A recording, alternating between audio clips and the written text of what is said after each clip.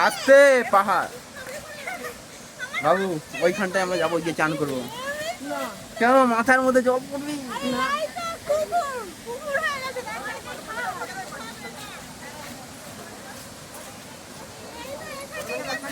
হ্যাঁ,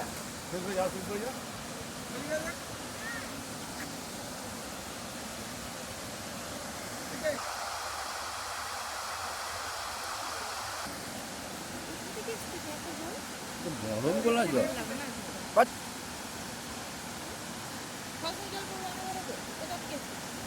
উপর থেকে এসছে যেতে জলটা পাগলা। তুমি এখানে এখানে দেখতে পাবে বড় কি জল জমে আছে, নদীর সাথে হয়ে আছে।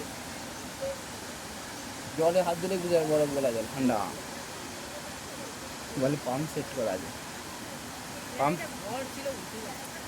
পাম্প সেট, পাম্প সেট করা থাকলে এরকম একই স্রোতে থাকতে পারবেন, কখনো মানে খারাপ হয়ে যাবে। তুমি যেমন ফোনে দেখেছো একই স্রোত, এখন একই স্রোত আছে, কী করে হবে?